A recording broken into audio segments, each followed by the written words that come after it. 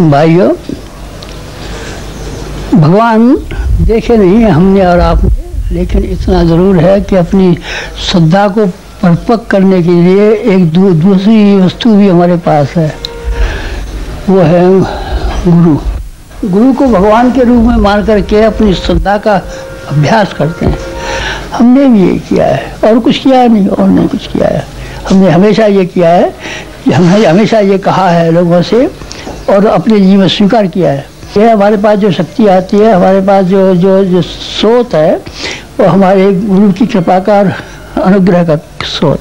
हमारा जो जीवन के बारे में अगर आप कुछ पढ़ना चाहते हो, देखना चाहते हो कि किस तरीके से काम कर लिया है इन्होंने, और सारे जीवन में इस तरह के काम कैसे कर दिखाए जो तो सामान्य आदमी के लिए संभव नहीं है, तो आप उसका एक ही कारण मानना, दूसरा कोई कारण मत मानना। इनके गुरु का अनुग्रह इनके ऊपर रहा है। कैसे रहा तो हमें भी मिल जाएगा, गुरु आपको भी मिल जाएगा, लेकिन उसकी कीमत चुकानी पड़ेगी। हमने अपने गुरु के अनुग्रह की कीमत चुकाई है। उन्होंने जो कुछ भी कहा उसको हमने श्रद्धार्य किया था। उन्होंने कहा था कि अपना धन संपत्ति समाज के लिए लगा दे, हमने अपना धन और संपत्ति समाज के लिए नहीं लगा दिया। आपने गुरु ने कहा कि तू अपनी बुद्धि से अपने बारे में सोचना कुछ कि मैं ये हो जाऊंगा, मेरा ये हो जाएगा, ये मत सोचना। अपनी बुद्धि को लोक मंगल के लिए और हमने जिस काम के लिए बताया है उसी काम के लिए खर्च करना। हमने कहा वही करेंगे, दूसरा कोई काम नहीं हो सकता। उसने कहा अपना प्राण और अपना जीवन और अपना धन और अपनी कामना और अपनी बुद्धि जो कुछ भी तेरे पास है, अपना तप और योग, वो सब गुरु के लिए लगा देना। हमने कहा यही करेंगे, इससे कम नहीं करेंगे हम। आपसे भी प्रार्थना हमारी ये है कि आप भी गुरु को हमें मत मानिए, भगवान को मान लीजिए। चलिए, भगवान तो गुरु है, गायत्री माता को गुरु मान लीजिए, वो तो आपका गुरु है। मानने से संबंध है, न मानेंगे तो न मानेंगे तो कुछ भी नहीं है। मिट्टी है, मिट्टी के हम ढकोसले में बैठे हुए हैं और इसमें कोई शक्ति है, इसमें कोई शक्ति नहीं है। मान लेंगे तो एकलव्य की तरीके से आपका मिट्टी का गुरु और 2 कौड़ी का गुरु और बुढ़ा गुरु भी आपके इतना सामर्थ्यवान, इतना शक्तिवान हो जाएगा कि जितना कि हम स्वयं नहीं है। स्वयं के बारे में नहीं, स्व को तो उन्होंने पहले ही त्याग दिया था। स्व को तो शुरू में ही त्यागना पड़ता है। स्व को आप त्यागेंगे नहीं तो आप दीक्षा की पूरी शर्त नहीं हो सकती। स्व रह गया तो वो कैसे रहा। रामकृष्ण परमहंस मिशन बनाए उन्होंने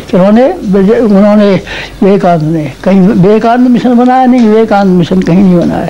विवेकानंद मिशन का कहीं नाम भी नहीं है। रामकृष्ण प्रकाशन उन्हीं का है। रामकृष्ण परमहंस मिशन भी सारे दुनिया में फैले हुए उन्हीं के हैं। अभी भी जो बन रहे हैं अस्पताल, किसी ने अपने व्यक्ति विशेष की महत्ता की और महत्वाकांक्षा की आकांक्षा नहीं की कि हमें ये कहीं कि हमारे गुरु का नाम अमर रहना चाहिए। हमने देखिए अपना समय भी दिया है और अपना पैसा भी दिया है। जो कुछ भी हम कमा सकते थे वो सारे कमाई को आप पुस्तकों के रूप में मान लीजिए, किसी रूप में मान लीजिए, घूमने के रूप में मान लीजिए, प्रचार के रूप में मान लीजिए, काम करने के रूप में मान लीजिए, और सारे का सारा समय हमने दिया है। और जो हम कमा सकते थे हमने तो नहीं कमाया, और जो बाप दादा ने कमाया था वो सब पैसा हमने उसमें लगा दिया है। सब पैसा उसमें में लगा दिया है। आप थोड़ा भी नहीं लगाएंगे, थोड़ा सा तो आपको लगाना ही चाहिए। तो इसलिए आप समय दान और साधन दान कि हमारी ये जो निवेदन है इसको आप पूरा करें और इसको पूरा करके अपने यहाँ जो 10 गाँव हैं उनकी जिम्मेदारी उठाएं। वहाँ कोई ऐसा आदमी ना हो कि जो योग्य होते हुए भी यहाँ एक बार ना आया हो। मुंडन संस्कारों के बहाने आ सकते हैं, विद्यारंभ संस्कार के बहाने आ सकते हैं, तीर्थ यात्रा के बहाने आ सकते हैं, किसी न किसी बहाने से आप यहाँ आ सकते हैं। किसी न किसी बहाने से आप शांत कुंज आइए और शांत कुंज में ठहरिए कुछ समय। कुछ ठहरेंगे नहीं, आएंगे भागते हुए चले जाएंगे तो क्या मिलने वाला है आपको हमारे विचार यहाँ की दीवार में से बोलते हैं, यहाँ के पुस्तकों में से बोलते हैं, कृतियों में से बोलते हैं। हम बोलते हैं यहाँ हमारी वाणी बोलती है। आप सोएंगे तब हम आपसे बात करेंगे। यहाँ आप रह करके तो देखिए हम छाए हुए हैं और माताएं छाई हुई है। इसलिए आप यहाँ आने के लिए कोशिश कीजिए। आपको अपने आप को इन शिक्षणों के माध्यम से इस लायक बनाना है कि आप नेतृत्व कर सकें। समाज में बहुत सारे हेरफेर होने वाले हैं, देश नया बनने वाला है, राजनीति नई बनने वाली है, धर्म नीति नहीं बनने वाली है। हिंदू धर्म का जो स्वरूप है ये वर्तमान स्वरूप नहीं रहेगा, इसका बड़ा प्रगतिशील स्वरूप बनेगा। समाज की हमारे का कायाकल्प होगा। ये इस तरह का हमारा समाज, इसमें छुआछूत फैली हुई है, स्त्री पुरुषों के बीच में भेदभाव फैले हुए हैं, मृत्यु भोज के नाम पर कितना पैसा खराब होता है, ब्याह शादियों में दहेज के नाम पर कितना पैसा खराब होता है। ये सब चीज़ों को हम रोकेंगे और रोक करके नया समाज बनाएंगे। उस नया समाज बनाने के लिए नेतृत्व आपको करना है और भी ढेरों काम करने हैं आपको। साहित्य क्षेत्र में आपको करना है। आजकल विचार परिवर्तन के लिए साहित्य की जितनी आवश्यकता है, फिल्मों की भी इतनी आवश्यकता है। हमारे पास तो ये वीडियो है, लेकिन आप चाहें तो फिल्म स्टैंडर्ड की चीज़ें भी बन सकती है। नेतृत्व करने वाला तो हो। गांव-गांव में पाठशालाएँ बनानी है, पाठशालाएँ बनानी है और बाल संस्कार शालाएँ चलानी है। नेतृत्व करना है आपको। काम तो आपको छपते रहते हैं खंडित में, अगर आप हमारे हैं तो उन काम को कीजिए। ब्रजान के थे दयानंद, तो उन्होंने उनका काम किया, और रामकृष्ण परमहंस के थे विवेकानंद, तो उन्होंने किया। आप हमारे कोई हैं, अगर हैं तो आप कीजिए कुछ हमारे लिए से मतलब है समाज के लिए, देश के लिए, धर्म के लिए, भगवान के लिए। अगले स्तंभ जागृति के अग्निकण में प्रस्तुत है गायत्री परिवार द्वारा देश विदेश में चलाई जा रही गतिविधियों के समाचार।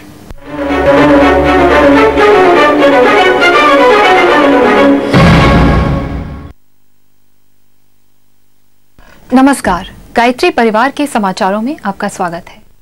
लखनऊ में भाऊराव सेवा न्यास द्वारा आयोजित भाऊराव देवरस स्मृति व्याख्यान माला के अंतर्गत डॉक्टर प्रणव पांड्या जी का विशेष व्याख्यान हुआ। विषय था वर्तमान विश्व पटल पर वैज्ञानिक आध्यात्मवाद की आवश्यकता एवं उपादेयता। इस समारोह में प्रदेश के राज्यपाल महामहिम विष्णुकांत शास्त्री, नगर प्रमुख डॉक्टर SC राय, प्रधानमंत्री के निजी सहायक श्री शिव कुमार सहित कई गणमान्य हस्तियों ने भाग लिया। डॉक्टर प्रणव पांड्या जी ने कहा, हमें अपनी प्रत्यक्षवाद के चिंतन से हटकर, स्वार्थपरता, उच्छृंखलता से हटकर अपने जीवन को ऊंचा उठाने वाली अध्यात्म तत्व दर्शन की मानसिकता को जीवन में उतारना पड़ेगा। अनगढ़ को सुगढ़ बनाने का जो गायत्री का तत्व है उसको जीवन में उतारना पड़ेगा। आज क्या हो गया है कि तत्व दर्शन की उपेक्षा कर दी गई है। प्रत्यक्षवादी सब कुछ है, परोक्ष नहीं।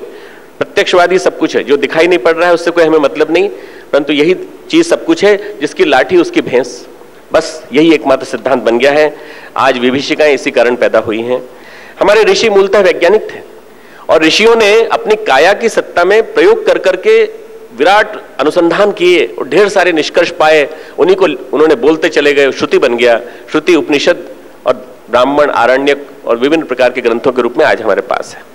वेदों का सत्य और विभिन्न प्रकार के हमारे ग्रंथ, ये सारे के सारे जो हैं ये ऋषियों के सत्य हैं, जिन्होंने जिया है और जी करके पाया है। उस जमाने में कांच की लेबोरेटरी कहाँ थी? उस जमाने में आज के आधुनिक इलेक्ट्रॉनिक माइक्रोस्कोप कहाँ थे? उस जमाने में आज के हमारे जो MRI और पैट स्कैन कहाँ थे? आज की सारे के सारे इक्विपमेंट जितने भी थे वो मनुष्य काया में थे। मनुष्य काया में जाकर के वो देख लेते थे कि सामने वाले को क्या तकलीफ है, इसका आभा मंडल क्या कहता है और मुझे आभास क्या हो रहा है, पूर्वाभास, दूरश्रवण, दूरवीक्षण, ये सारा के सारा हमारा जो परमनोविज्ञान का तंत्र है ये अध्यात्म की परिधि में आता है। उन्होंने कहा, विज्ञान और धर्म दोनों का लक्ष्य परम सत्य को खोजना है। जहां विज्ञान ने आधारभूत सिद्धांतों के गलत साबित होने पर उन्हें हटाने में एक क्षण भी नहीं लगाया, वहीं सामयिक परिस्थितियों में पनपी धार्मिक मान्यताओं को ध्रुव सत्य मानते हुए अपनी बात पर अटल रहने की जिद ने धार्मिक कट्टरवाद को बढ़ावा दिया है। आध्यात्म के विज्ञान सम्मत स्वरूप के प्रचार से भविष्य में पारस्परिक सहयोग बढ़ेगा और स्वर्णिम युग का सूत्रपात होगा। आज तो मानवता के विकास के स्थान पर सभी धर्म अपने धर्म की श्रेष्ठता सिद्ध करने में लगे हैं। महामहिम डॉक्टर विष्णुकांत शास्त्री ने कहा कि जड़ और चेतन से ही सारी सृष्टि बनी है। जड़ के ज्ञान के लिए विज्ञान का सहारा लेना पड़ता है, जबकि चेतन का अनुभव अध्यात्म कराता है। व्यक्ति के सम्यक एवं समग्र विकास के लिए दोनों का साथ साथ चलना और एक दूसरे का पूरक बनकर रहना आवश्यक है। विंडी वेलिंगटन नाम से विख्यात वेलिंगटन शहर के न्यूजीलैंड में नॉर्थ आयरलैंड का यह अंतिम शहर है जो साउथ आयरलैंड को जोड़ता है। यही माउंट विक्टोरिया ने स्थित टावर वह स्थान है जहां से वेलिंगटन का अद्भुत नजारा दिखाई देता है। सूर्योदय और सूर्यास्त की सुंदरता देखने के लिए भी यह बना हुआ है। 30 से 40 मील की गति से यहाँ हवा का बहाव सामान्य बात है। इसी को ध्यान में रखते हुए यहाँ उतरने वाले हवाई जहाज की दिशा निर्धारित होती है। लोअर हट, अपर हट, न्यू टाउन, वेलिंगटन, हाटाटाई आदि इसके प्रमुख सबर्ब हैं। अपने 1 महीने के प्रवास पर श्रद्धेय डॉक्टर प्रणव पांड्या जी 10 मई इसी ऑकलैंड शहर पहुंचे। यहाँ पर रह रहे प्रवासी भारतीयों के बीच विभिन्न कार्यक्रमों के साथ माउंट एवरेस्ट पर सर्वप्रथम विजय पाने वाले सर एडमंड हिलैरी से भेंट विशेष रही। आध्यात्मिक अंतःकरण वाले sir Edmund Hillary Himalaya, Ganga और सारे भारत को असीम स्नेह करते हैं। उन्होंने कहा कि भारत शब्द में पवित्रता एवं आध्यात्मिकता की अनुभूति होती है। मुलाकात के दौरान शांतिकुंज की गतिविधियों के एल्बम में गंगा सफाई, पहाड़ी क्षेत्र में व्यसन मुक्ति, स्वच्छता, हरितिमा संवर्धन, गौपालन जैसे कार्यों की जानकारी पाकर वे गदगद हो गए। 13 मई को ऑकलैंड से विदा लेकर श्रद्धेय डॉक्टर प्रणव पांड्या जी प्रातःकाल वेलिंगटन के लिए रवाना हो गए। शांतिकुंज के प्रतिनिधियों की एक टोली पहले से ही वहां कार्यक्रम कर रही थी। लगभग 10 वर्ष के अंतराल पर श्रद्धेय डॉक्टर प्रणव पांड्या जी का यह पहला प्रवास था, अतः सभी परिजन उत्साहित थे। न्यूजीलैंड गायत्री महायज्ञ हेतु लगभग 1 वर्ष से तैयारी चल रही थी। एयरपोर्ट के पास बसे भारत भवन के हॉल में 18 मई रविवार को 108 कुंडी गायत्री महायज्ञ रखा गया। लगभग 2000 लोगों की उपस्थिति थी। छोटे छोटे कुंडों पर लोग भावनापूर्वक बैठे हुए थे। सबसे पहले न्यूजीलैंड के मूल निवासी, जो अपने आप को हिमाचल के वंशज कहते हैं, जिसमें मावरी जाति के हुरियाना लंबाट, बेमारिनो टेराटाना, शेरजाना वीटाहीरा, पुही रेविटी, रामारिया टोको द्वारा सर्वप्रधान मावरी नृत्य केवुआरा प्रस्तुत किया गया, जिसका अर्थ होता है, हे गायत्री के उपासक, सूर्य के पुजारी, हम आपका स्वागत करते हैं। आपका यह कर्मकांड सफल हो, इसके लिए हम प्रार्थना करते हैं। श्री शिव नारायण, श्री टिकेश्वर जी के भाव भरे संगीत मंत्रोच्चारण के साथ श्री राजकुमार वैष्णव एवं श्री शांतिभाई पटेल ने यज्ञ संपन्न कराया। श्रद्धेय डॉक्टर प्रणव पांड्या जी बीच बीच में अंग्रेजी में वैज्ञानिक आध्यात्मवाद परक यज्ञ की अनूठी व्याख्या करते रहे।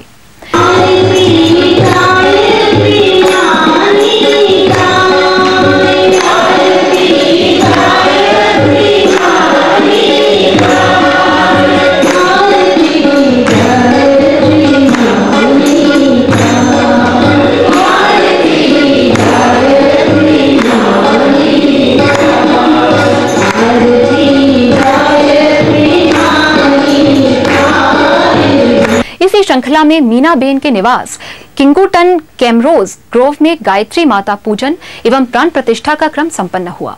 नवरात्रि में यहाँ विशिष्ट पूजन का क्रम संपन्न होता है।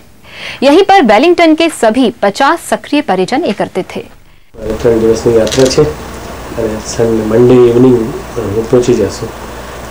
ત્યાંથી તમે બધાને પત્ર લખીશ, તમારે તે સંબંધ મેન્ટેન કરીશ અને જીજીના મારી તરફથી બધાને માટે ઉજ્જવળ ભવિષ્યની સમૃદ્ધિ માટે, માનસિક શાંતિ માટે, આધ્યાત્મિક પ્રગતિ માટે મંગલ। यहीं से श्रद्धेय डॉक्टर प्रणव पांड्या जी ऑकलैंड, लॉस एंजलिस, इंग्लैंड होते हुए भारत के लिए रवाना हुए। 15 जून को गायत्री तीर्थ शांतिकुंज द्वारा रुड़की के निकटवर्ती ग्राम धनौरा में पूरे दिन आपदा प्रबंधन, स्वच्छता, श्रमदान एवं स्वास्थ्य सेवा का उत्साहपरक प्रशिक्षण अभियान चलाया गया। भारतीय जीवन शैली के मौलिकता की अभिव्यक्ति देने वाले इस कार्य में रुड़की, कुतुबपुर, भेल, हरिद्वार शाखाओं के 600 से अधिक भाई बहनों के साथ देश के विभिन्न प्रांतों से आए कुल 930 अन्य निष्ठावान जागरूक प्रशिक्षणार्थी भाई बहन शामिल हुए। इस अभियान हेतु शांतिकुंज से जागरूक प्रशिक्षक विशेषज्ञों की एक बड़ी टीम भी धनौरा पहुंची। प्रशिक्षक टीम ने पूरे गांव को 12 सेक्टरों में बांटकर गांववासी एवं अन्य प्रशिक्षणार्थियों की अलग अलग टोलियों द्वारा लगभग 2.5 वर्ग किलोमीटर क्षेत्र में बसे पूरे गांव में स्वच्छता अभियान चलाया। इस पुनीत कार्य में गांव के बच्चे, बूढ़े, नर नारी सभी ने एकजुट होकर गांव के प्रति अपनी अपनी जिम्मेदारी प्रकट की। इसी के समानांतर ही निःशुल्क स्वास्थ्य शिविर चलाया गया, जिसमें लगभग 1300 रोगियों का परीक्षण कर उन्हें दवाएं प्रदान की गईं।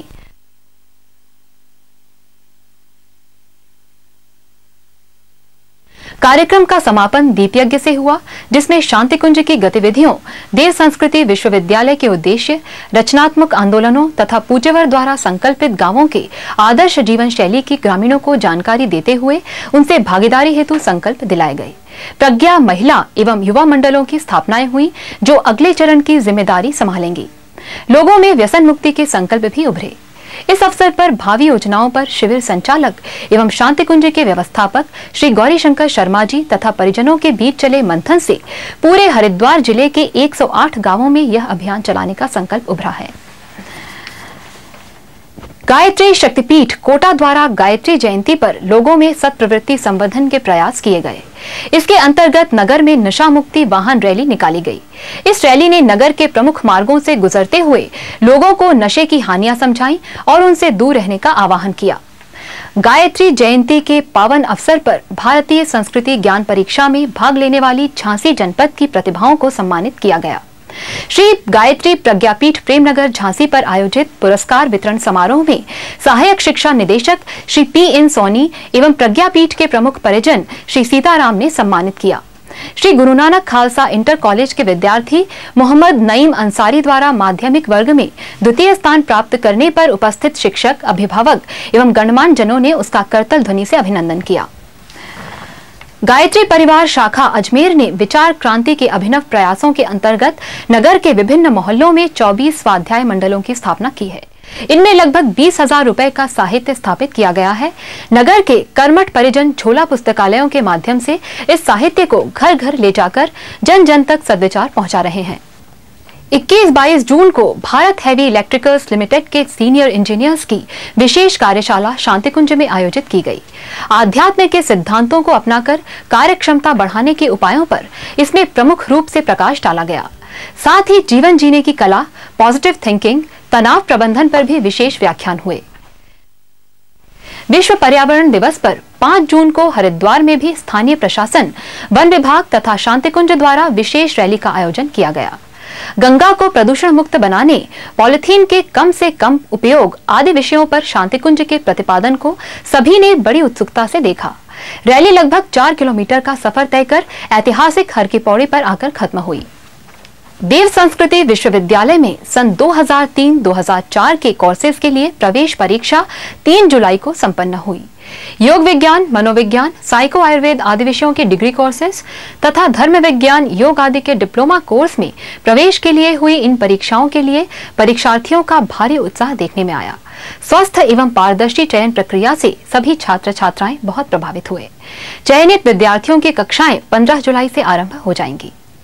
और इसी के साथ अखिल विश्व गायत्री परिवार की गतिविधियों के समाचार समाप्त हुए। नमस्कार।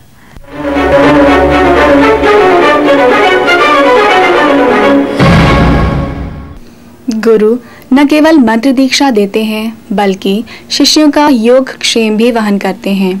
वे न केवल आध्यात्मिक मार्गदर्शन देते हैं बल्कि भौतिक जीवन में आने वाली समस्याओं का भी समाधान करते हैं। परम पूज्य गुरुदेव से जुड़े ऐसे ही एक प्रसंग को सुनते हैं सुरभित स्मृतियों में। शक्तिपीठों के लिए दौरा करने जा रहे थे गुरुदेव, हमको साथ ले गए। कहले बेटा चल। उनके साथ साथ साहित्य बेचते रहते थे। टोली के कई लोग थे, मेहनत ज़्यादा पड़ती थी। एक दिन हमने सड़क पे बिछा करके साहित्य बेचा। गुरुदेव पूर्णाहुति करके वापस लौट रहे थे। उन्होंने कहा छोरे तूने तो जमीन पे बिछा लिया। हमने कहा पिताजी जगह नहीं थी। पूछा कितने का बेचा, बता दिया उनको।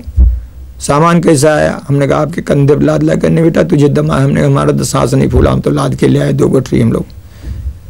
तो उनका बेटा मैं इसी दिन के लिए तुझे यहाँ लेके आया था, तुझे सड़क पे ही बैठना था, तो आज तू भगवान के काम के लिए सड़क पे बैठ गया है तो मैं तुझे मुक्त करता हूँ।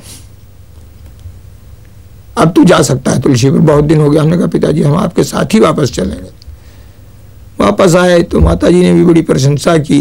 गुरुदेव ने माताजी से प्रशंसा की और माताजी ने हमको बहुत प्रसन्न हो गया आशीर्वाद दिया कि बेटा घबराना नहीं। तो हमने कहा नहीं माताजी। कहने देख बेटा लड़कियां बाकी नहीं रहने दूंगी, भूखा सोने नहीं दूंगी, इज्जत जाने नहीं दूंगी, बस पल्ला कस के पकड़े रहना। मैंने कहा माता जी ये हमारे काम का, ये बस का रोग नहीं मेरा। बाकी जब आदमी भूख से तड़फड़ाता है तो बहुत इधर उधर दौड़ता है, तो पल्ला पकड़े हम नहीं रह पाएंगे, आप हमारी गर्दन बांधे रहिएगा। तो उन्होंने कहा बेटा जब तेरा ऐसा विचार है तो जा सुखी रहेगा। तो हम तो जुड़े थे अपनी पत्नी की आयु के लालच से। शुरू में हमको ज्योतिषियों ने बताया था आपकी शादी दोबारा होगी, वो वंश आपका चलेगा ही नहीं। उसने कुछ भजन पूजन भी कराया। और उसी सिलसिले में जब गुरुदेव हिमालय जा रहे थे तो मथुरा आए, गुरुदेव से कहा, कुंडली भी दिखाई, कुंडली देखी भी, सुबह आके उन्होंने कहा भी। कहने बेटा वो ज्योतिषी सही कहता था और मैंने ऐसी व्यवस्था बना दी है। उस समय हमारे 3 बच्चियाँ थीं कि 5वीं लड़की का कन्यादान अपने हाथ से करके जाएगी और इसके पहले अगर चली जाए तो मेरे नाम के आगे पंडित शब्द बिगाड़ देना। और चले रहे हम लोग, काम करते रहे, धरते रहे। फिर जब उनको गुरुदेव को यहाँ शांति कुंज जाना था तो उनको एक जीप खरीदने का काम था, तो उन्होंने हमको सौंपा, पहली जीप मथुरा के लिए। और हम जीप खरीद करके उसको लेके चलने लगे तो हमारी पत्नी करीब 18 घंटे बेहोश रहीं। उस 18 घंटे के बेहोशी में फिर जाएं तो फिर बेहोश हो जाएं। तो एक बार होश में आई तो उन्होंने कहा, अभी पिताजी दिखाई दिए थे। उनका, बेटी इसको तो जाने दे, तू इसका जरूरी काम है और तुझे ज़्यादा कष्ट हो रहा तो जो रक्षा कवच तेरे पास रखा उसको बांध ले तो ठीक हो जाएगी। तो उन्होंने कहा कि आप तो जाएं, ऐसे गुरुदेव बोल गए हैं। हम चल दिए। जैसे ही जीप जैसे बैठे वैसे हमारी सबसे बड़ी लड़की विजय, जिसकी दिल्ली में शादी हुई, वो दौड़ के आए। उसने कहा, बाबूजी अम्मा जी फिर भी बेहोश हो गई। उन्होंने कहा, बेटा हम मर जाए होगा तो मैंने लौट के जाऊंगा, अब तो जा रहा हूँ। उसके बाद में जो है उनको होश आ गया, चलने लगे तब। और जब शांति कुंज आए हैं गुरुदेव, हम आए हैं, वो अपने बेटे विवेक को लेकर के आए हैं। तो जगन प्रसाद जी रावत के साथ बगीचे में घूम रहे थे, मिलने गए तो उन्हें हमारी पत्नी का नाम कौशल्या, उनको बोला, कौशल्या इधर आ तू भी आ। कहने, देख मैंने तेरे बेटे को कहा था ना, तो बेटा तेरी गोद में है और 6 लड़कियां हो गई तेरे। और मैंने तुझे कहा था कि तू 5वीं लड़की का कन्यादान करेगी, तो अब वो मैंने सीमा समाप्त कर दी है। अब तू दादी और नानी बन के ही जाएगी, जीवन पूरा करेगी तू। तो आज वो दादी नानी भी बन गई हैं। तो इस तरह से गुरुदेव की अनुकंपा होती रही, लेकिन वो हमसे काम कराते रहे, क्या जाने क्यों। टेलीग्राम दे के बुलाया, चिट्ठी दे के बुलाया। अब मैंने उनकी अवहेलना नहीं की कि बुला रहे हैं तो हमारा हर्जा हो जाएगा, नुकसान हो जाएगा, तो हमारी दुकान कौन देखेगा। और हमारे पास समय 2 पेट्रोल पंप थे, 5-6 ट्रकें थी साझे में। हमारे जो पार्टनर थे, उन्होंने पार्टनर ने उस समय एक सांसद थे चंद्रभाल तिवारी, तो उनसे उन्होंने लड़ाई कर ली और वो कांग्रेस के सांसद थे। और लड़ाई कर ली तो वो हो गए नाराज, तो उन्होंने उनके यहाँ रेड डलवा दी। उस समय करीब 14 अफसर, sale tax, income tax, excise, सारे अफसर चले गए। उन्होंने हम लोगों की सारी गोदाम और सारे प्रतिष्ठान सब छान डाले उन्होंने। और छान के 1 किलो करीब जेवर, 20,000 रुपया, ये हिस्सा होगा हमारे ख्याल से 73 का होगा शायद। और 5 साल की नंबर 2 की बहियां सब उठा ले गए। जिसने देखा उसने कहा, जब 5 साल की नंबर, और वो जो हमारे पार्टनर थे वो बही में खूब डिटेल लिखते थे कि शुगर फैक्ट्री से 500 बोरी आई और उसका पेमेंट फला आदमी को दिया, ये किया वो किया। अब वकील ने हमारे कहा, जो कि उनके जीजा लगते थे, उनका तुम लोगों को सड़क पे बैठना पड़ेगा। गुरुदेव से मिलने आए हम दोनों मित्र अपने, तो गुरुदेव ने हम लोगों को डांटा, कहने 5-5 साल की 70 बहियां पास में रखे बैठे रहते हो। तो इस पे हमारे पार्टनर को थोड़ी हंसी आई। 70 बही बहुत ही मारवाड़ी टेक्निकल वर्ड है। तो गुरुदेव उनका, बेटा मैं सब जानता हूँ, सब सुना उन्होंने। कहने, बेटा देख ऐसा है कि प्रयास करते रहना, तुम पहाड़ को राई कर दूंगा और असंभव को संभव कर दूंगा। कुछ नहीं होगा तुम लोगों का, प्रयास करने की जरूरत है। और हम लोग प्रयासरत रहे। वकील साहब हमारे बहस नहीं करना चाहते थे। उन्होंने कहा कि हम ये केस ही नहीं कर पाएंगे। हमने कहा, गुरुदेव ने ऐसा कहा है, आप बहस करिए। कमिश्नर के पास गए, कमिश्नर ने उनसे पूछा, जांचा, मल्होत्रा नाम था उसका, और उसने इनका प्रोफेसर को इतना डांटा और उसके बाद में वो केस छोड़ दिया। तो 1 किलो सोना हमारा नंबर 1 का होके वापस मिल गया।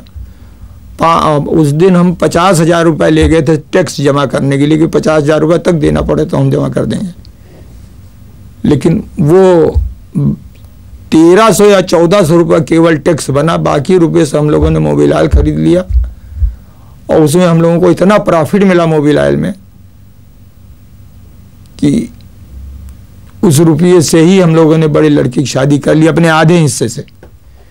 तो जो काल को डांटेगा वो महाकाल तो है ही, ये उन्होंने हमको दिखाई ही दिया। आज की भागदौड़ से भरी जिंदगी में जहां एक ओर समृद्धि बढ़ी है, वहीं दूसरी ओर इसी जीवन शैली ने अनेकों प्रकार की जटिलताओं को भी जन्म दिया है। लाइफस्टाइल डिसऑर्डर्स के कारण बहुत तेजी से बढ़ने वाली अनेकों बीमारियों में से एक है डायबिटीज। इस रोग के उत्पन्न होने के क्या कारण हैं, इनसे कैसे बचा जा सकता है और क्या क्या सावधानियां जरूरी हैं, इस विषय पर आइए प्रश्नों के समाधान पाते हैं हमारे अगले स्तंभ जिज्ञासा में। आज हमारे बीच शांति कुंज हरिद्वार के वरिष्ठ कार्यकर्ता डॉक्टर गोपी बल्लभ पाटीदार जी उपस्थित हैं। डॉक्टर साहब, आपका हमारे स्टूडियो में स्वागत है। आज मधुमेह डायबिटीज आम बीमारी होती जा रही है। डॉक्टर साहब, मधुमेह है क्या? मधुमेह या डायबिटीज एक प्रकार का मेटाबॉलिक डिसऑर्डर का रोग है जिसमें हमारे शरीर में कार्बोहाइड्रेट मेटाबॉलिज्म में गड़बड़ी पैदा हो जाती है। कार्बोहाइड्रेट मेटाबॉलिज्म को गवर्न करने वाला एक महत्वपूर्ण शरीर में अंग है जिसको पैंक्रियास कहते हैं या अग्नाशय बोलते हैं। इस अग्नाशय से एक हार्मोन निकलता है जिसको इंसुलिन कहा जाता है। ये इंसुलिन हार्मोन हमारे शरीर में होने वाली कार्बोहाइड्रेट मेटाबॉलिज्म को गवर्न करता है, उसको मेंटेन करता है। जब डायबिटीज रोग के अंदर हमारे शरीर के अग्नाशय या पैंक्रियास से निकलने वाले हार्मोन इंसुलिन की मात्रा में कमी आ जाती है और उस कमी की आने की वजह से शरीर का जो नॉर्मल ब्लड ग्लूकोज का लेवल है, जो 80 मिलीग्राम से लेकर के 120 मिलीग्राम % रहता है, उसमें अधिकता होने लग जाती है और उस बढ़े हुए ग्लूकोज के लेवल से शरीर में नाना प्रकार की जटिलताएं या कॉम्प्लिकेशंस पैदा हो जाते हैं। नाना प्रकार के हमारे शरीर के जो अंग हैं वो उससे प्रभावित होने लग जाते हैं और उसकी वजह से कई सारी बीमारियों के लक्षण शरीर में प्रकट होते हैं। उसी को मधुमेह या अंग्रेजी में उसको डायबिटीज कहा जाता है। डॉक्टर साहब, इसके लक्षण क्या क्या हैं? डायबिटीज में सबसे पहला लक्षण तो ये मालूम पड़ता है कि उसमें पेशाब, बार बार पेशाब जाने की फ्रीक्वेंसी बढ़ जाती है, बार बार लघु शंका के लिए जाना पड़ता है, बार बार पेशाब होती है, प्यास लगने लग जाती है, बहुत ज़्यादा रोगी को प्यास लगती है और कई बार उसको ज़्यादा भूख लगती है, उसके शरीर का वजन कई बार गिरने लग जाता है, मांसपेशियों में कमजोरी मालूम पड़ती है, शरीर में थकान मालूम पड़ती है और कई बार आँखों का चश्मा अगर पहनता है तो चश्मे का नंबर बढ़ता चला जाता है, बार बार उसको बदलवाना पड़ता है। इसके अलावा कई बार उसके साथ जुड़ा हुआ ब्लड प्रेशर वगैरह बढ़ जाता है या हार्ट अटैक के दौरे आ सकते हैं। तो ये कुछ कॉमन जो उसके कॉम्प्लिकेशंस वगैरह हैं, लक्षण हैं जो डायबिटीज़ के साथ में जुड़े हुए हैं। पेशाब की जांच करने से पेशाब के साथ शक्कर आती है या खून की जांच करने से उसमें बढ़ा हुआ ब्लड शुगर का लेवल आता है। ये उसके लक्षण है। डॉक्टर साहब, क्या आप इनके कुछ कारणों पर प्रकाश डालेंगे? मधुमेह होने का कारण आहार विहार का असंयम। आयुर्वेद के अनुसार इसका मुख्य कारण है प्रज्ञापराध। इसके कारणों में आहार विहार की विकृति, आहार में जो आजकल हम लोगों ने वेस्टर्न लाइफ स्टाइल को अपना लिया है, वेस्टर्न खान पान की पद्धति को अपना लिया है, यही इसका मूल कारण है। आहार में जैसा कि हम लोग आजकल रेडीमेड या फास्ट फूड या जंक फूड वगैरह खाने के आदी होते जाते हैं या अप्राकृतिक आहार को खाने के आदी होते जाते हैं। कार्बोहाइड्रेट जिन चीज़ों में ज़्यादा है या फैट जिन में ज़्यादा है, ऐसी चीज़ों को ज़्यादा खाते हैं तो उसकी वजह से डायबिटीज़ व्यापक रूप से आजकल आम होती जाती है। दूसरा इसमें कारण है कि सीडेंट्री लाइफ।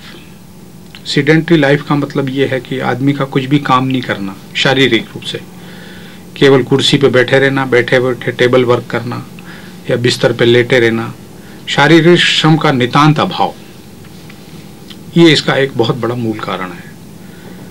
तीसरा एक महत्वपूर्ण कारण है, वो है मानसिक तनाव। आजकल जो भागम भाग की जीवन पद्धति है या महत्वाकांक्षाएं बहुत अधिक है, उनको फुलफिल करने के लिए आदमी भागम भाग जो चल रही है, उसमें आदमी निरंतर तनाव से ग्रसित रहता है, जो मेंटल स्ट्रेस से ग्रसित रहता है।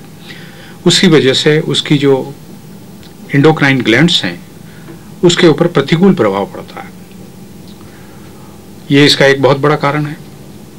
और चौथा और अंतिम कारण ये है आनुवंशिक या हेरिडिटरी। जिनकी माता या पिता या जिनके दादा या दादी या नाना या नानी में कहीं अगर ये डायबिटीज रोग है तो ऐसे लोगों को डायबिटीज होने की संभावना बहुत ज़्यादा बढ़ जाती है।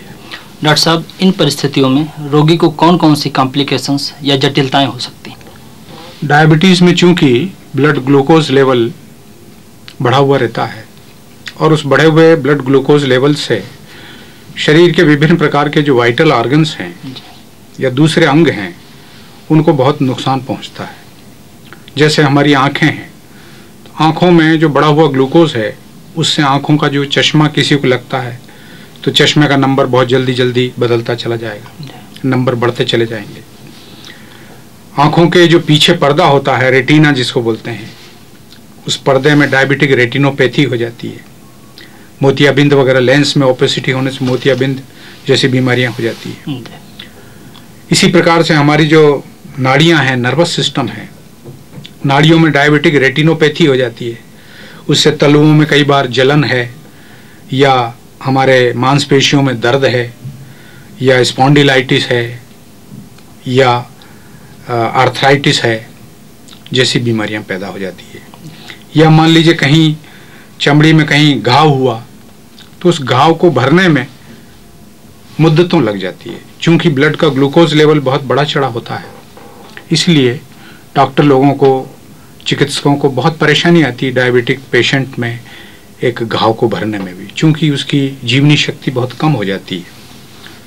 इसी प्रकार से डायबिटीज से जुड़ा हुआ, चूंकि इसमें मेटाबॉलिज्म डिस्टॉर्ट गड़बड़ हो जाती है तो इससे फैट मेटाबॉलिज्म भी गड़बड़ हो जाती है। तो ऐसे आदमियों का ब्लड कोलेस्ट्रॉल लेवल भी बड़ा चढ़ा हो जाता है और ब्लड कोलेस्ट्रॉल बढ़ जाने से ऐसे आदमियों को ब्लड प्रेशर भी बढ़ जाता है। उनको एंजाइना पेक्टोरिस या कुछ भी श्रम करने से छाती में दर्द या कई बार उनको हार्ट अटैक के दौरे पड़ जाते हैं। इसी प्रकार से ऐसे आदमियों में नपुंसकता जैसी बीमारियां भी पैदा हो जाती है और चर्म रोग पैदा हो जाते हैं नाना प्रकार के। तो बॉडी का रेजिस्टेंस चूंकि कम हो जाता है, इसकी वजह से कई बार ऐसे लोगों को टीबी जैसी बीमारियां भी हो जाती है या दूसरे इन्फेक्शन हो जाते हैं, फोड़ा फुंसी पैदा होने लग जाते हैं। बार बार पेशाब जाना पड़ता है, बाथरूम जाना पड़ता है, रात में कई बार उठना पड़ता है, उससे नींद खराब होती है और नींद खराब होने से आदमी को चिड़चिड़ापन, बेचैनी, थकान अनुभव होता है। उससे फिर ब्लड प्रेशर बढ़ जाता है, गुर्दे फेल हो जाते हैं, किडनी खराब हो जाती है। तो ये डायबिटीज से शरीर का ऐसा कोई भी अंग नहीं है जो उससे प्रभावित न होता हो। इस प्रकार से डायबिटीज अगर इस पर कंट्रोल न किया जाए तो ये मनुष्य के लिए बहुत ही, इसके दुष्परिणाम बहुत कॉम्प्लिकेशन बहुत घातक सिद्ध होते हैं, मारक सिद्ध होते हैं।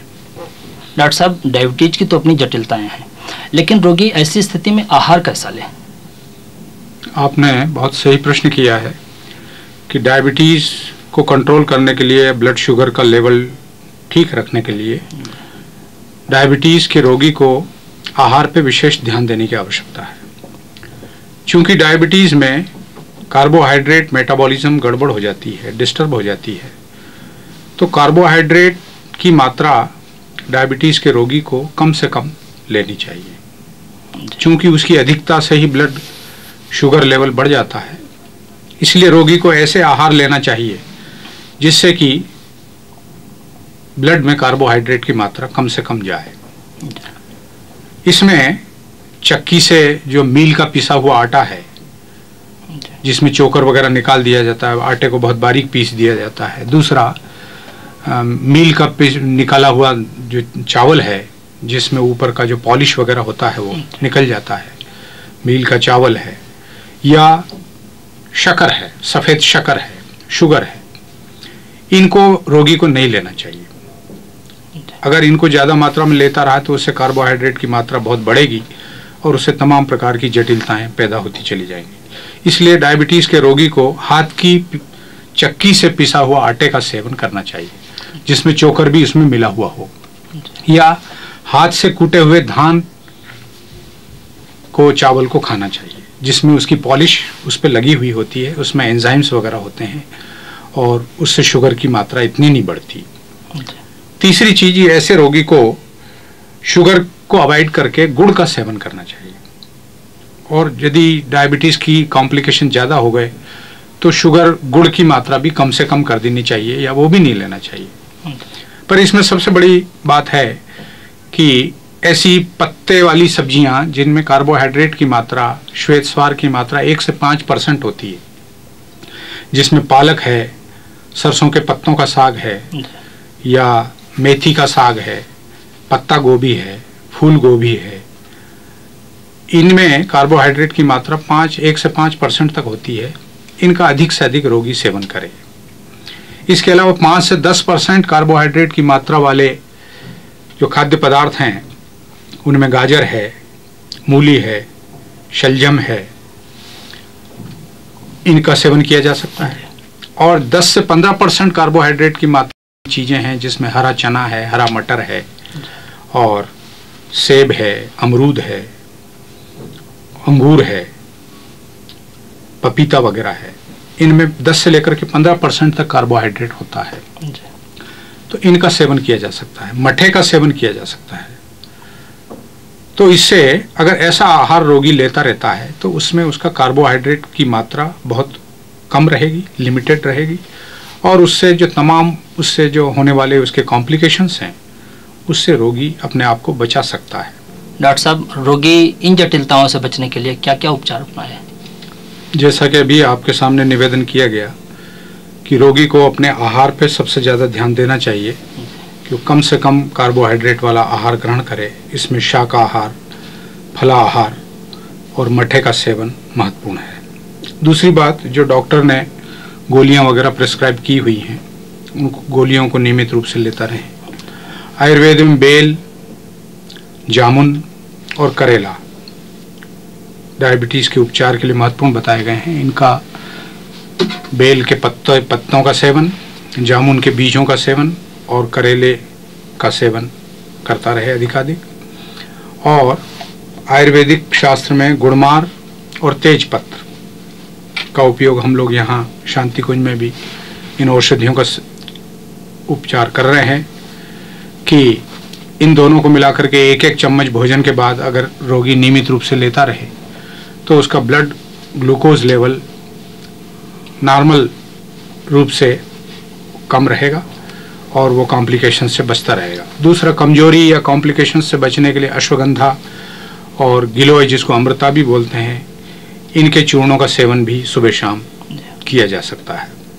साथ ही डायबिटीज़ के रोगी को कम से कम 5-6 किलोमीटर डेली घूमने के लिए जाना चाहिए।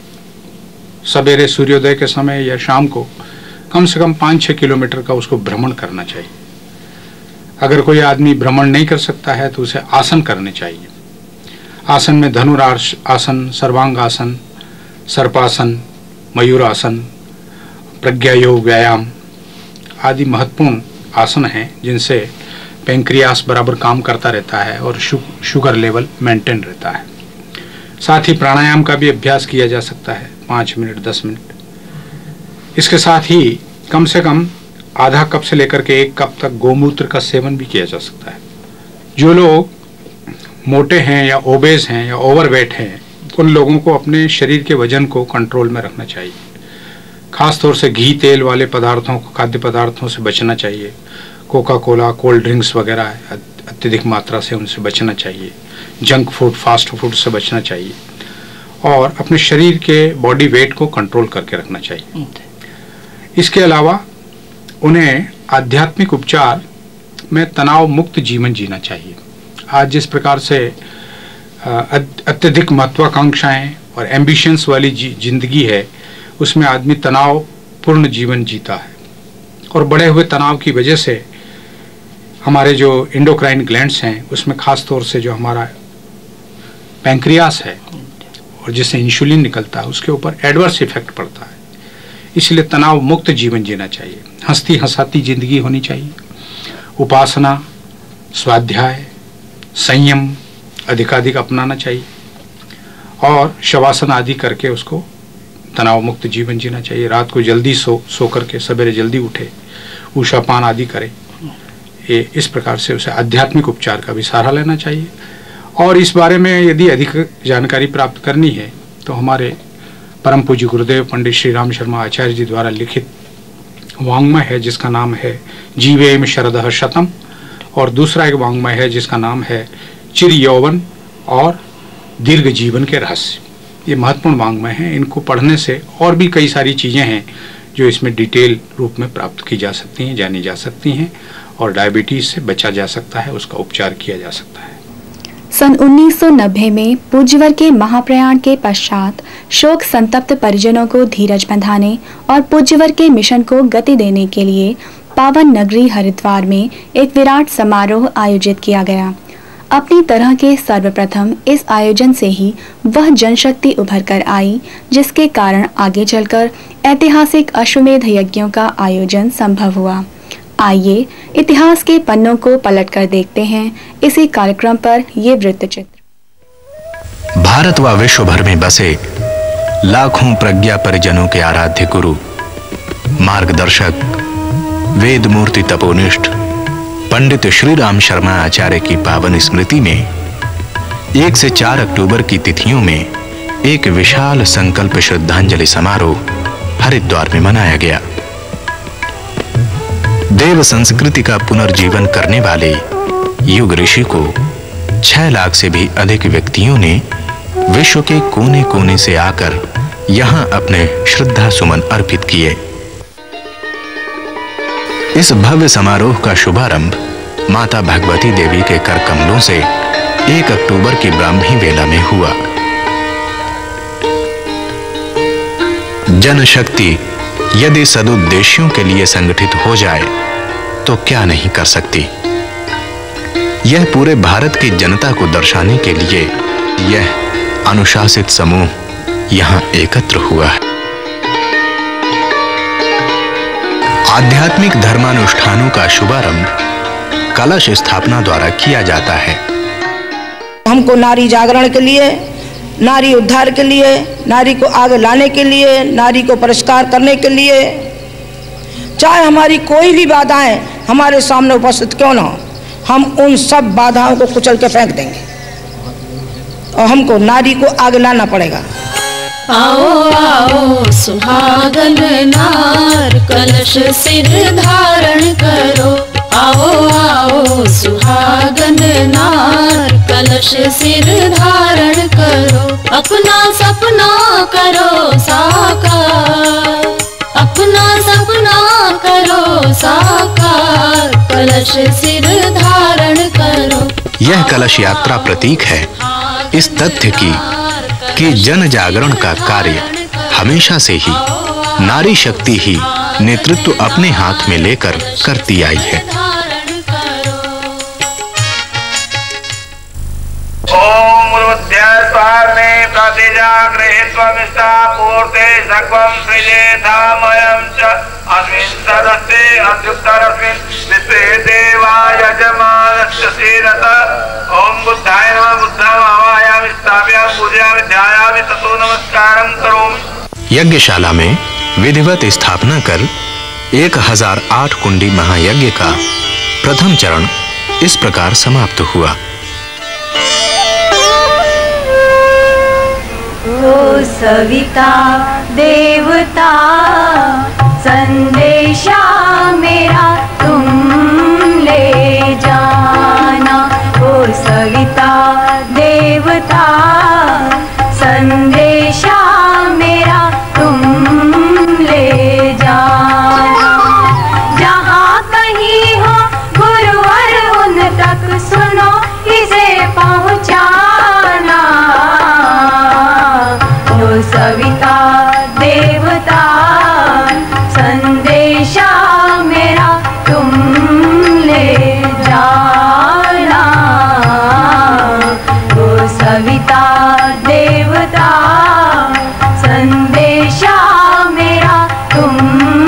ले जाना। श्रद्धांजलि संकल्प समारोह में उपस्थित सभी भाइयों बहनों, कलयुग किस चीज का नाम है? कलयुग तम का नाम है, अंधेरे का नाम है, और सतयुग प्रकाश का नाम है, तेजस्विता का नाम है। ऐसे जमाने का नाम है जिस जमाने में सब आदर्शवादी व्यक्ति विद्यमान हो, सबके चिंतन में स्फूर्ति हो, सबके अंदर प्रकाश ही प्रकाश हो, तेजोमय वातावरण जहां हो, वो सतयुग कहलाता था। प्रज्ञा अवतार हमने बहुत बारीकी से देखा है। अवतार हुआ, प्रज्ञा अवतार हुआ, उसके थोड़े से बातें मैं आपको बता दूं। आप देख लीजिए, क्या अखंड ज्योति पत्र का एक हिंदी में और गुजराती और उड़िया 3 भाषाओं में मथुरा से निकलती है।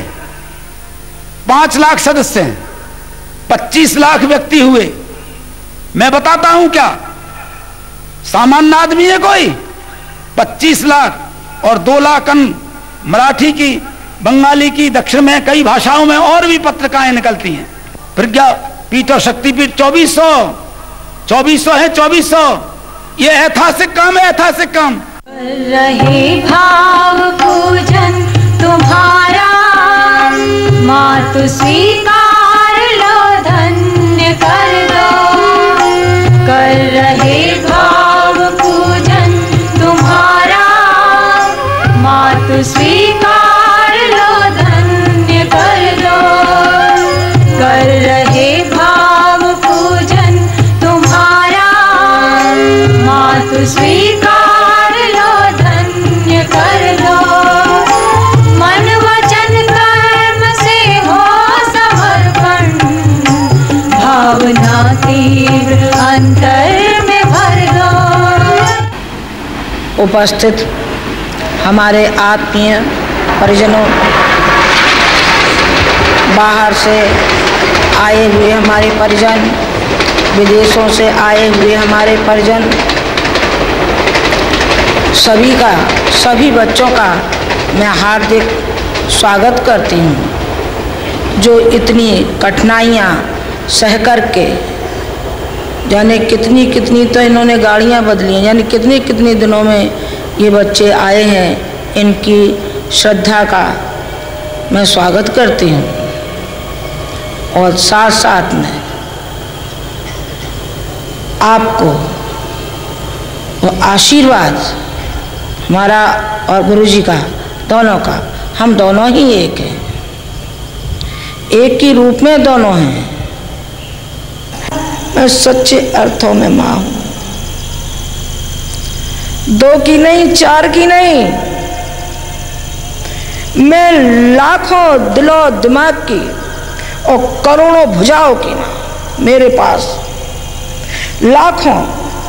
लाखों मेरे बच्चे हैं और करोड़ों भुजाएं। फिर अरे मैं तो कितनी सौभाग्यशाली माँ हूँ जिसके पास इतने बच्चे हों जो मेरी हर आज्ञा के पीछे अपनी जान कुर्बान करने के लिए तैयार हो। जान तो मुझे किसी की नहीं लेनी, लेकिन परीक्षा में आप लोग सफल हुए, मुझे बहुत खुशी होती है।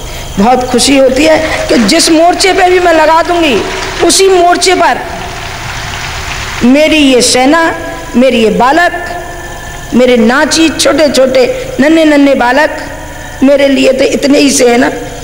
चाहे आपके भूरे बाल क्यों न हो गए हों, आपकी दाढ़ी मूछ भूरी क्यों न हो गई हो, चाहे आपके झुर्री क्यों न पड़ गई हो, लेकिन मेरे लिए तो आप वही हैं जैसे एक छोटा अबोध बच्चा होता है।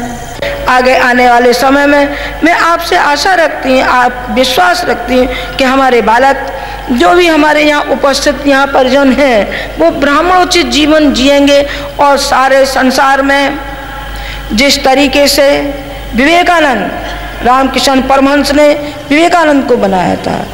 आप कितने विवेकानंद बैठे हैं, कितनी सिस्टर निवेदिता बैठी हुई हैं। ये लाखों की संख्या में हमारी सिस्टर निवेदिता, लाखों की संख्या में हमारे विवेकानंद यदि अपनी शक्ति को पहचान जाएं और उस शक्ति का सही सदुपयोग कर लें। शक्ति का सदुपयोग नहीं करते, दुरुपयोग करते हैं। दुरुपयोग करते हैं तो खाली हाथ रह जाते हैं, और सदुपयोग कर रहे हैं तो अपना भी जीवन सार्थक हो जाता है और दूसरों के लिए भी एक प्रेरणा का स्रोत बन जाता है। आशा करती हूँ कि आप एक ज्योति स्तंभ का काम करेंगे, आप प्रेरणा स्रोत का काम करेंगे। आप स्वयं प्रेरणा लीजिए, दूसरों को प्रेरणा दीजिए, आप स्वयं ऊंचे उठिए और दूसरों को ऊंचा उठाइए। जब आप दूसरों को ऊंचा उठाने लगेंगे तो आप स्वतः ही आप ऊंचे उड़ते हुए चले जाएंगे। ये हमारा आशीर्वाद है आप सबके साथ। इन शब्दों के साथ अपनी बात खत्म करती हूँ। ओम शांति। परिजनों ने 1008 कुंडी यज्ञशाला में सूक्ष्म जगत के परिशोधन व पर्यावरण संशोधन हेतु वनौषधियों की आहुतियां दी।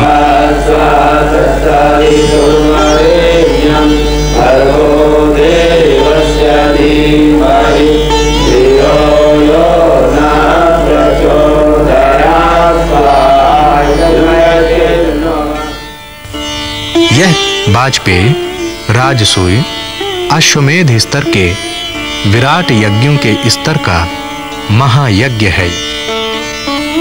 संस्कारशाला में षोडश संस्कारों के अंतर्गत विभिन्न संस्कार हजारों व्यक्तियों द्वारा संपन्न कराए गए।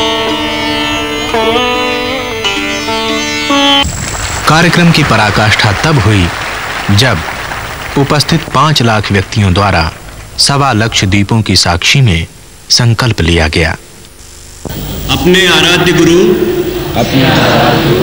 पंडित श्री राम शर्मा आचार्य जी से अपने सघन आत्मीय संबंधों की गरिमा बनाए रखने के लिए अपने चिंतन चरित्र एवं व्यवहार को परिष्कृत बनाए रखेंगे। महान दायित्वों के निर्वाह के लिए हम वचन देते हैं। विदाई की वेला आ पहुंची।